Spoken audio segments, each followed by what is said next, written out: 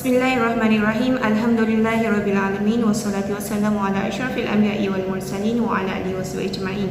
Assalamualaikum warahmatullahi wabarakatuh dan salam sejahtera kepada hadirin dan ahli panel sekalian.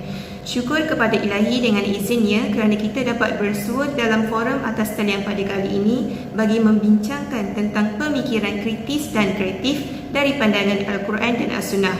Yang kami hormati Ustaz Muhammad Faizal bin Ahmad atau Muhammad Yusof, iaitu selaku pensyarah bagi kursus MPU 3222 Pemikiran Kritis dan Kreatif serta rakan-rakan yang dikasihi sekalian. Sebelum saya memulakan forum kita pada kali ini, izinkan saya memperkenalkan ahli forum yang terdiri daripada 4 orang ahli. Saya Nur Fatin Atirah binti Sapudin sebagai moderator dan seterusnya ahli panel yang pertama iaitu Saudari Adlina Husniah binti Abu Bakar, manakala ahli panel yang kedua ialah Saudari Huda binti Fadil dan yang terakhir sekali Saudari Amrina Rosyada binti Sabri sebagai ahli panel yang ketiga. Tajuk bagi perbincangan forum kita pada kali ini ialah memperkasakan tamadun ummah berteraskan pendidikan Al-Quran dan As-Sunnah. Pendidikan Islam mempunyai kekuatannya yang tersendiri kerana dengannya kita berupaya meletakkan asas yang kukuh dalam pembinaan tamadun manusia yang cemerlang dalam aspek duniawi dan juga ukhrawi. Pendidikan juga berupaya memelihara dan memancarkan nilai-nilai asas sesebuah masyarakat dan begitu juga sebaliknya. Tanpa pendidikan, masyarakat umumnya akan hidup dalam kemunduran di samping akan menyebabkan keruntuhan moral yang berleluasa. Selaras dengan kepentingannya, maka ianya perlu dijadikan satu agenda penting yang patut dilaksanakan mengikut landasan yang sewajarnya. Dalam konteks pendidikan Islam, pendidikan hendaklah berteraskan Al-Quran dan As-Sunnah yang didasari oleh Tauhid dan keesaan Allah SWT. Kegagalan untuk meletakkan Al-Quran dan As-Sunnah dalam pendidikan Islam akan menyebabkan kegagalan dalam membentuk sahsiah Muslim yang komited terhadap tuntutan agama. Baiklah, sebelum saya menyimpang dengan lebih jauh, izinkan saya mengajukan beberapa soalan kepada ahli panel berkaitan dengan tajuk kita pada hari ini. Soalan yang pertama yang ingin saya ajukan adalah kepada panel yang pertama, iaitu apakah yang dimaksudkan dengan konsep pendidikan bagi memperkasakan tamadun ummah? Bismillahirrahmanirrahim. Terima kasih diucapkan kepada moderator di atas soalan yang diajukan. Berbalik kepada topik perbincangan kita berkaitan pendidikan bagi memperkasakan ummah. Jadi apa kaitan pendidikan dan memperkasakan tamadun ummah? Kita sering dengar perkataan pendidikan dari kecil lagi, tapi adakah kita mengetahui makna sebenar pendidikan? Pendidikan dalam bahasa Melayu ialah kata nama terbitan daripada kata akar didik yang membawa makna jaga, pelihara dan ajar. Perkataan pendidikan juga sinonim dengan ajaran, latihan, tarbiyah. Dalam bahasa Inggeris pula, perkataan pendidikan disebut sebagai education. Manakala dalam bahasa Arab pula terdapat beberapa kalimah yang merujuk kepada pendidikan itu sendiri. Antara kalimah yang selalu digunakan ialah tarbiyah, taklim dan ta'dib. Kita pergi satu persatu. Tarbiyah ialah mengasuh untuk menuju kepada suatu keadaan yang selesa dan matang. Yang kedua, taklim ialah menerima ilmu pengetahuan yang kebiasaannya didapati melalui latihan, arahan, tunjuk ajar. Manakala ta'dib iaitu suatu proses pembinaan dan pengajaran asas-asas penting untuk hidup bermasyarakat.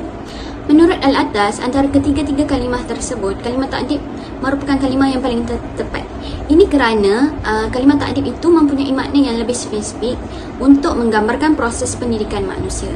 Hujahnya diperkuatkan lagi dengan mengambil contoh Rasulullah SAW yang telah menggunakan perkataan ta'dib untuk merujuk kepada pendidikan yang diberikan oleh Allah kepada baginda.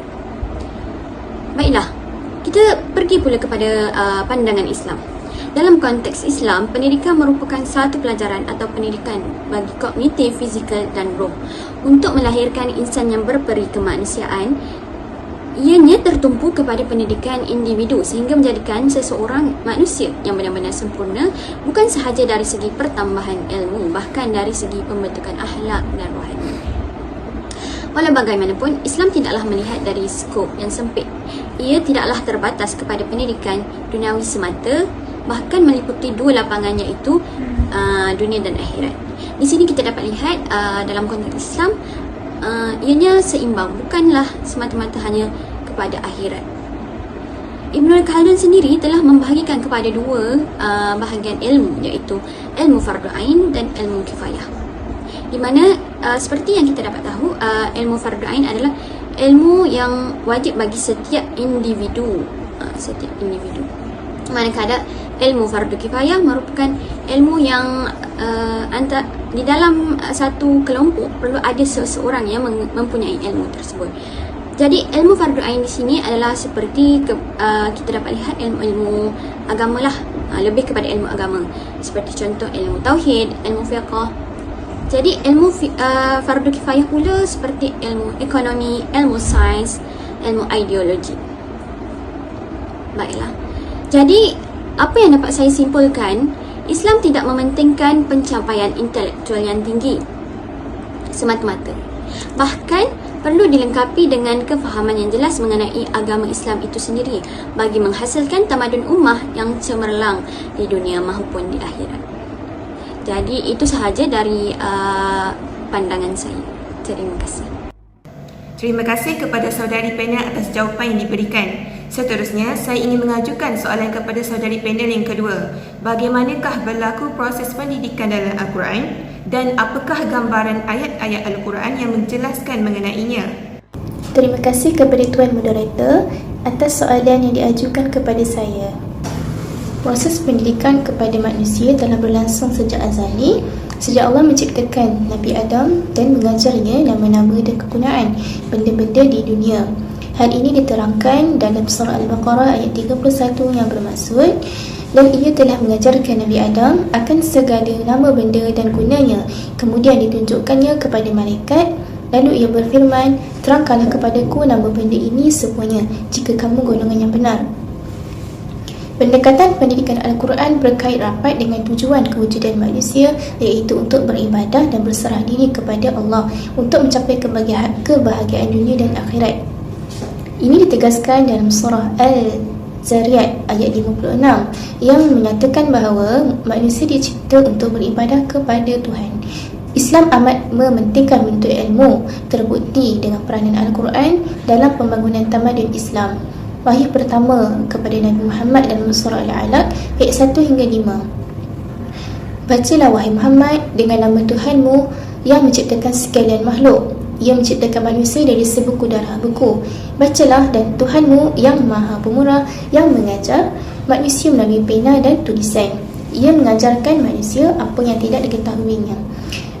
Ayat ini menekankan kepentingan membaca dan belajar. Ayat ini menggalakkan orang yang beriman supaya menjadi individu yang berilmu dan mengutamakan pembangunan diri dalam semua aspek. Islam adalah agama yang amat mementingkan dan menggalakkan umatnya menuntut ilmu. Bahkan Al-Quran telah memainkan peranan yang cukup penting dalam pembinaan tamadun Islam agar umatnya terus belajar serta sering menyelidiki sesuatu perkara. Petunjuk awal ini jugalah yang telah mendorong Rasulullah SAW menjadikan aspek pembinaan peribadi cemerlang, fizikal, mental dan spiritual mendahului segala agenda lain yang bersifat duniawi, material dan pembangunan fizikal. Inilah ayat-ayat pertama yang diturunkan oleh Allah Subhanahu Wa Taala, dan ia merupakan rahmat Allah yang besar untuk umat manusia. Dalam ayat-ayat permulaan ini, Allah Subhanahu Wa Taala telah memerintahkan Nabi Muhammad supaya membaca dan memperhatikan bukti kebesaran Allah Subhanahu Wa Taala di muka bumi ini. Ayat ini juga telah menjadi landasan terciptanya pendidikan Islam bagi sekalian umat Islam. Selain daripada perintah secara langsung dari surah Al-Alaq, minda dan kesedaran manusia selalu dirangsang dengan pertanyaan retorik firman Allah yang berbentuk, apakah engkau tidak berakal? Apakah engkau tidak berfikir? Dan seumpamanya. Dalam Al-Quran, perkataan akal diulang sebanyak 49 kali yang kebanyakannya diungkapkan dalam bentuk perbuatan. Dalam ilmu bahasa Arab, ungkapan dalam bentuk ini membawa maksud selalu menggunakan akal dan berfikir. Ini menunjukkan bahawa Al-Quran sering merangsang dan menggalakkan manusia supaya menggunakan akal atau berfikir. Sehubungan dengan itu, dalam Al-Quran terdapat juga galakan supaya manusia sentiasa berusaha untuk memperlengkapkan diri dengan ilmu pengetahuan. Sebagai contohnya dalam firman Allah Subhanahu wa taala dalam surah Al-Mujadalah ayat 11 yang bermaksud Allah mengangkat darjat orang-orang yang beriman dan orang-orang yang berilmu beberapa darjat. Janji ganjaran di sisi Allah ini merupakan insentif terpenting bagi umat manusia mencari dan menyebar ilmu yang mana telah mewujudkan satu budaya ilmu yang universal. Dalam sejarah, umat Islam bersikap terbuka terhadap khazanah ilmu tamadun-tamadun lain, tetapi kritis tentang menyebatikan khazanah ilmu tersebut dengan nilai-nilai dan tuntutan Islam. Insentif inilah yang telah mendorong kepada pemimpin-pemimpin Islam untuk menjadi pelopor dan penaung kepada perkembangan ilmu pengetahuan dan memberikan hak kepada setiap lapisan masyarakat untuk memperkembangkan minat dan kecenderungan mereka terhadap ilmu pengetahuan, walaupun mereka tidak semua yang melibatkan diri secara aktif. Allah telah memberikan beberapa darjat yang tinggi kepada manusia dan membezakan manusia daripada makhluknya yang lain melalui kemampuan manusia untuk berfikir supaya manusia dapat mengatur segala tindak tanduknya dengan baik. Al-Ghazali menyifatkan ilmu pengetahuan adalah ilmu yang mampu meninggikan martabat manusia serta memberikan input yang berkesan untuk membina kekuatan pada jiwa manusia. Kekuatan inilah yang akan mematahkan keinginan hawa nafsu dan membawa manusia menghampirkan diri taat kepada Maha Pencipta. Jelasnya, ilmu pengetahuan bukan sahaja menduduki hierarki terpenting dalam pembangunan manusia dan pembinaan masyarakat secara keseluruhan, bahkan menjadi medium utama untuk menggerak manusia melaksanakan fungsi manusia sebagai khalifah di muka bumi Allah ini. Al-Quran menjelaskan bahawa manusia memiliki potensi untuk meraih ilmu dan mengembangkannya dengan izin Allah Subhanahu wa taala.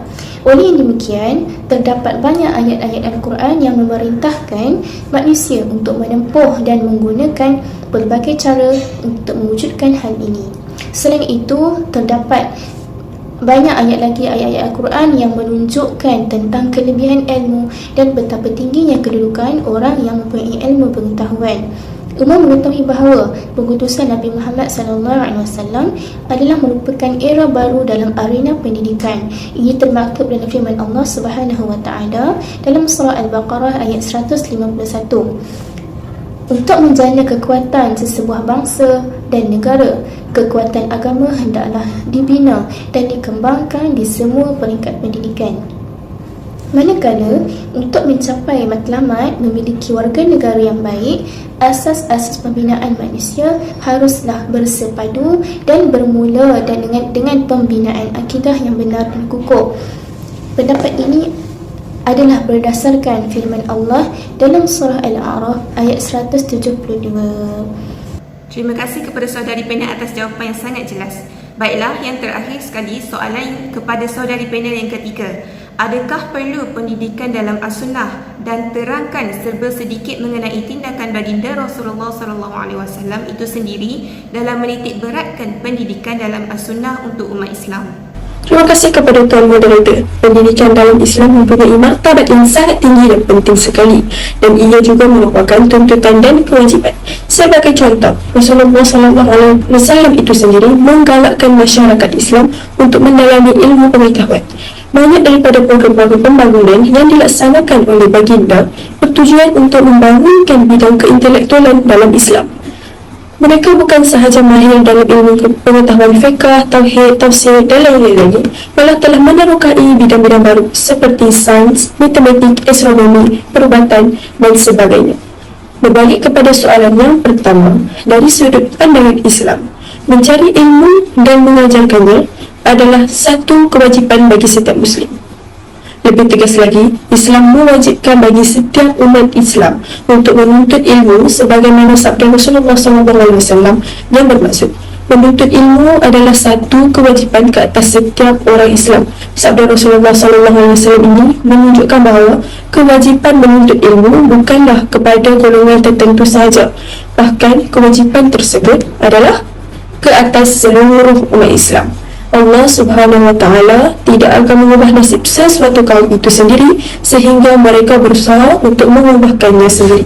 Dan di antara cara yang terbaik untuk menyelesaikan masalah tersebut adalah dengan ilmu yang boleh didapati daripada proses pendidikan.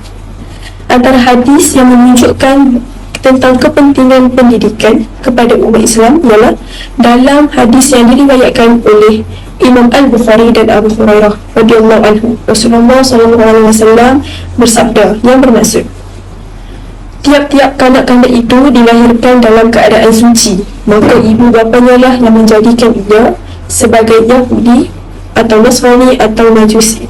Hadis ini menerangkan bahawa ibu bapa memainkan peranan yang cukup penting dalam pendidikan awal, seperti membentuk asas-asas perkembangan diri seseorang anak.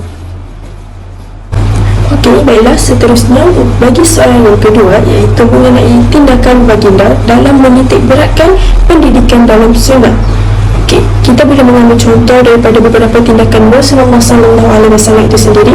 Sebaik sahaja beliau diangkat menjadi Rasul, ia boleh dibahagikan kepada dua fasa, iaitu fasa yang pertama ketika mana beliau berada di kota Mekah, dan fasa yang kedua itu ketika mana beliau berada di kota Madinah. Di kota Mekah, baginda telah menyeru kepada agama Allah di samping mendidik mereka yang telah menyambut seruan dakwah Islam. Walaupun secara zahirnya usaha dakwah pada peringkat awal ini kelihatan kurang berjaya sehingga membawa kepada penghijrahan Rasulullah SAW itu sendiri ke kota Madinah, namun secara hakikatnya ia telah membuktikan kejayaan besar baginda ke atas orang-orang jahiliah. Ini kerana Rasulullah SAW itu berjaya mendidik sebilangan para sahabat dalam tempoh tersebut dan membentuk mereka menjadi sebuah kelompok yang mempunyai keistimewaan dari sudut akidah, budi pekerti serta matlamat hidup. Pendidikan ini tidak terfokus kepada persoalan akidah semata-mata, malah pendidikan ini menyentuh soal kekeluargaan dan masyarakat, peraturan serta tindak tanduk dari hidup. Salah satu lagi contoh daripada tindakan Rasulullah SAW yang menunjukkan baginda amat menitik beratkan soal pendidikan umat Islam adalah seperti yang berlaku selepas peristiwa Perang Badar sekitar abad kedua Hijrah. Tentera-tentera Islam telah berjaya menawan seramai 70 orang puak Quraisy. Kebanyakan daripada tawanan perang ini merupakan mereka yang tahu membaca dan juga menulis. Golongan ini juga telah diberi pilihan untuk membebaskan diri mereka dengan syarat membayar harga tebusan diri dengan menjadi guru menulis dan juga guru membaca kepada umat Islam di Madinah. Itu sahaja daripada saya. Terima kasih. Terima kasih kepada saudari panel atas jawapan yang diberikan. Bagi umat Islam, Al-Quran dan As-Sunnah haruslah dijadikan panduan dalam mendasari pendidikan masyarakat kerana pendidikan dalam Islam mempunyai kaitan dengan aspek jasmani dan rohani serta merupakan suatu bentuk kesatuan yang tidak dapat dipisahkan.